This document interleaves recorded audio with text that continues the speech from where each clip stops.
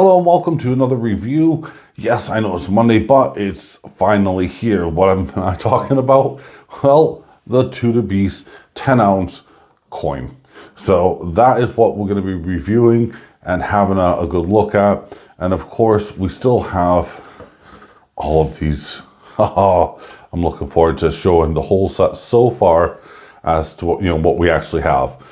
But it's in, so if you do want one of these, as Martin the Silver Trader has sent me in this, please go on over, check out his website, thesilvertrader.uk, where you can pick your hands up on one of these, and yeah, it's going to be pretty dang awesome. As well, he has the 2-ounce versions, just to let you know. But there's all mine, and that one right there, finally fixed the capsule. So, got a new capsule in. So last time I showed it, I had broken the capsule, which was a bit of a bugger, really. So anyway, we're up to number 6 on these 10-ounce silver coins. And I mean, these things are massive. Not as massive as a kilo, obviously. Just saying. They're about a third the size. But there we go. So far we've had the Tiger. We've had the Yale of Beaufort. We have had the Bull of Clarence. That's 3. So we're almost halfway there. The Seymour Unicorn. And the Tudor Dragon. Absolutely amazing and awesome. And, well, what do we have in store today? Well, here it is. We'll start having a good look at it.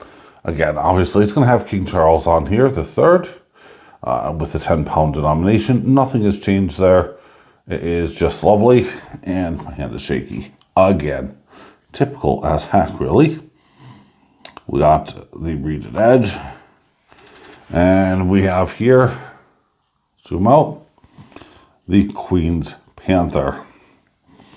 10-ounce fine silver, 4/9 fine, and 20/25. Now the Panther actually looks pretty awesome. I'm trying to get some of the lighting off of this. I think it has too much lighting on it at the moment. Having a look in the background how it changes, just to show you guys. One of the really cool features about this, I really love it. There's the shield of arms there. Lots of cool things there. And it's just a joy. Now, I know they call this the bullion version and everything else, but in my experience, I can probably list the amount of people on one hand that I've come in contact over the years that have ever had a problem with a 10-ounce round. Now, usually it's because someone's broken a capsule or they've bought it from a dealer that,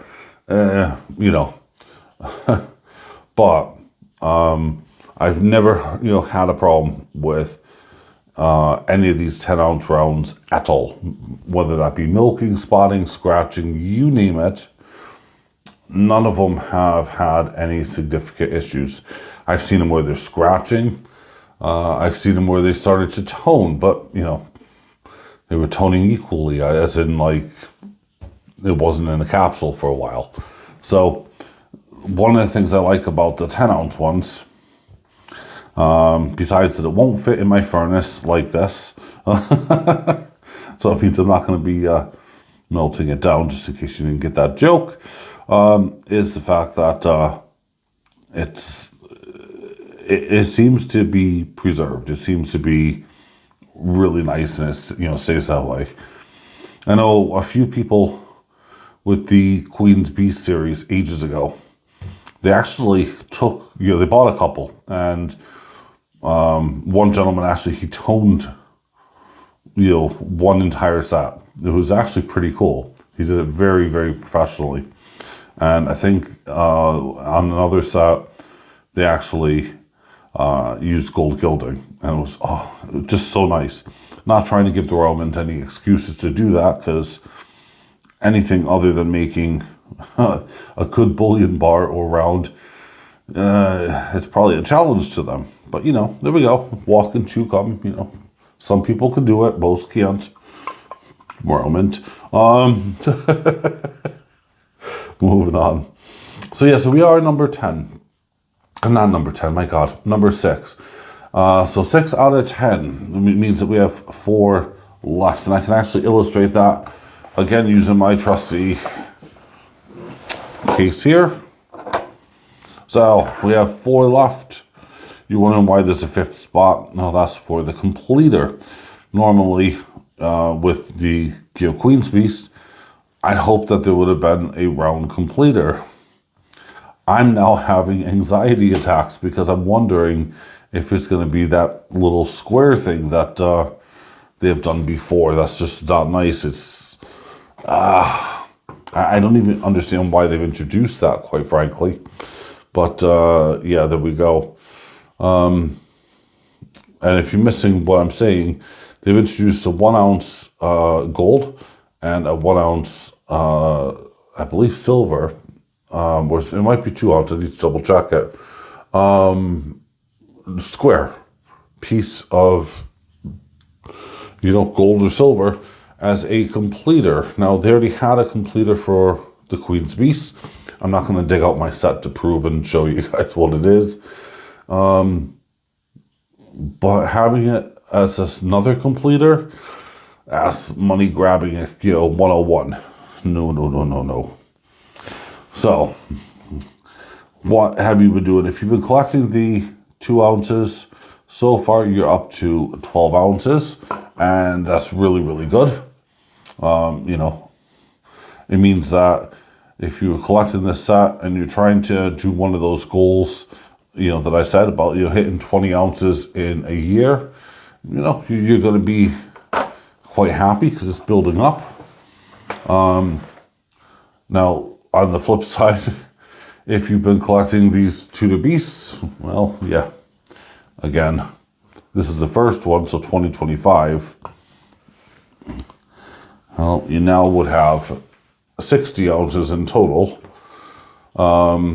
plus the, well, if like me, you got the 12 over there, so 72 at the moment.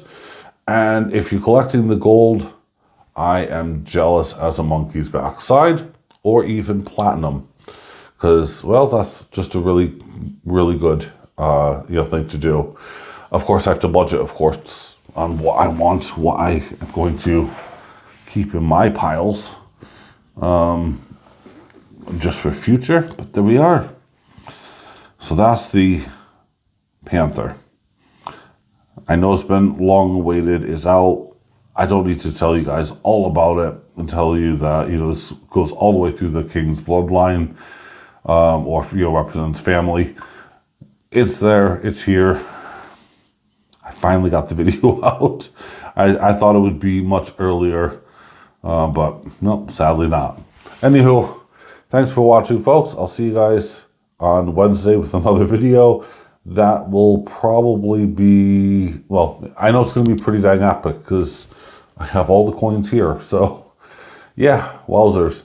All right, thanks for watching. Bye for now.